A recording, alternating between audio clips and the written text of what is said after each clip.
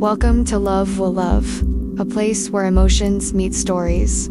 Here, we explore love, mystery, and the moments that change our lives forever. Every episode is a new journey. Are you ready to feel it? Don't forget to subscribe, like, and join us for the next story of Love Reborn. I used to believe love was supposed to be forever. Married young, full of dreams, I thought I had it all figured out. But slowly, my marriage turned into a nightmare I never expected. Words that once felt kind became sharp. Actions that once brought comfort became cruel. I lost myself in that storm. The vibrant, bubbly girl I used to be faded into a shadow. Depression wrapped around me like a heavy blanket. The weight gain, the tears, the empty stares in the mirror. I didn't even recognize myself anymore. When he finally walked out, leaving me with silence and empty rooms, it hurt more than anything. But it also left me broken, confused, and desperately alone. The years that followed were the loneliest of my life.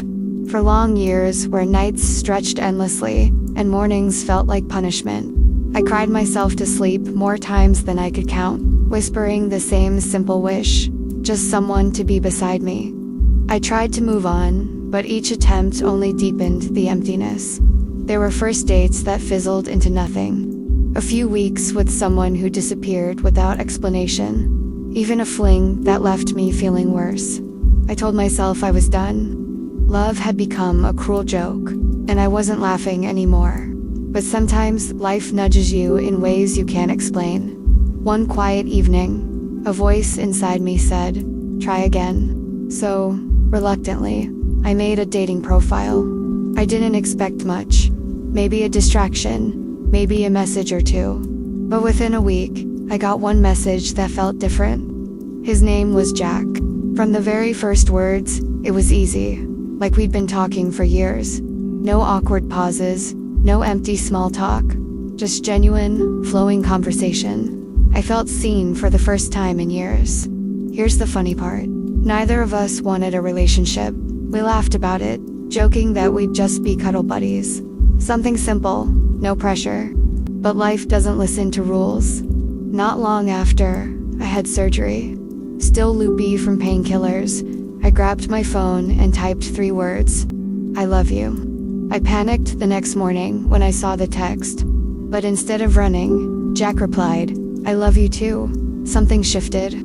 Suddenly, he was at my place almost every night. He cooked with me, laughed with me, held me when the memories came back. 1 month in, I surprised myself by asking him to move in. He hesitated for a second, then said yes. From that day, everything changed. We rarely argue. We fill our days with laughter, little dances in the kitchen, long hugs that melt the world away. He plays me music. I draw him silly doodles on notes. We build a life full of tiny moments that mean everything. For the first time in years, mornings feel like hope instead of dread. I wake up and see him next to me, and it feels like a dream I don't want to end. He is my anchor, my miracle, the proof that love can heal even the deepest scars. I still ask him sometimes, half afraid, "Are you ever going to leave?" And every time, he just smiles and says softly, "I'm not going anywhere." Those words are my safe place. When I think back on my darkest years, I realize every tear, every lonely night, every wrong turn was leading me here. Every coffee I drank alone, every stoplight I waited at, every silence I sat in, it was all preparing me for him. This isn't just a relationship.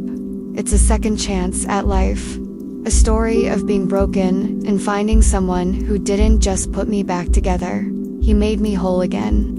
And every single day, I remind myself, sometimes love doesn't show up when you want it, but it always shows up when you need it most.